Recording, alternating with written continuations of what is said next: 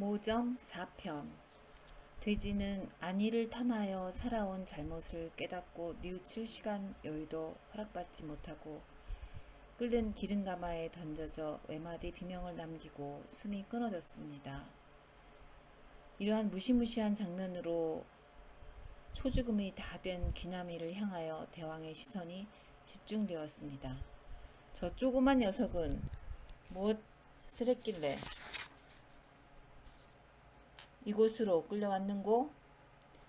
대왕마마, 저놈은 뒷마을 젊은 과부의 아들이온데 그 애미가 가난에 온갖 굳은 일 마다 않고 하며 공부를 하도록 큰 마을 서당에 보내주는데 글쎄 공부가 싫어 서당에는 가지 않고 동산에서 빈둥거리고 있습죠. 그 애미는 악식을 하면서도 만나는 점심을 만들어 도시락 싸준 것을 낼름 먹어치우고 그 애미는 땀을 흘려 일하는 시간에 저놈은 널브러지게 낮잠을 자고 어슬렁어슬렁 집에 돌아가곤 했답니다. 그리고는 저놈에게 큰 희망과 기대를 걸고 사는 애미에게 능청스럽게 거짓을 꾸며 속이고 있으니 이것은 곱빼기 대제가 아닐런지요, 대왕마마. 번쩍이는 창을 들고 있는 이자는 어떻게 이렇게 잘 알아서 고자질을 하는지 귀나미는 숨통이 죄어오는 듯 고통스러웠습니다. 그놈 똘똘하게 생긴 것이 행동이 그리도 못돼 먹었다는 말인고? 놀고 먹는 무의도식의 돼지와 같고 어버이에 대한 반역죄 더욱 가중되었으니 살아남지 못하렸다. 돼지는 그래도 조상 탓이라도 들여댈 건덕질에도 있었지만 귀나미는 지어낼 핑계조차 없음을 깨닫게 된 순간 회한과 죽음을 맞는 비에 돼지가 처형되었던 그 가마솥에 쳐 넣어진다고 생각하니 몸이 덜덜덜 떨렸습니다. 불현듯이 어머니가 그리워서 어머니를 외치며 몸부림을 쳤습니다. 이때입니다. 어머니가 헐레벌떡 달려들어왔습니다. 대왕마마 살려주시옵소서. 그 자식에게 죄가 없사옵니다. 이 애미가 바쁘다는 핑계로 잘 보살펴주지 않아 일이 된 것입니다. 책임이 이 계집에게 있사오니 이것이 죽을 죄를 받아 마땅하옵니다. 죽여주시옵소서. 평소 착한 마음씨로 연약하게 보이던 어머니였는데 이 무시무시한 장면에 두려움을 전혀 느끼는 기색이 없었습니다. 또 대왕마마 앞에 주눅이 들어 쩔쩔매지도 않으며 당당하게 보였습니다.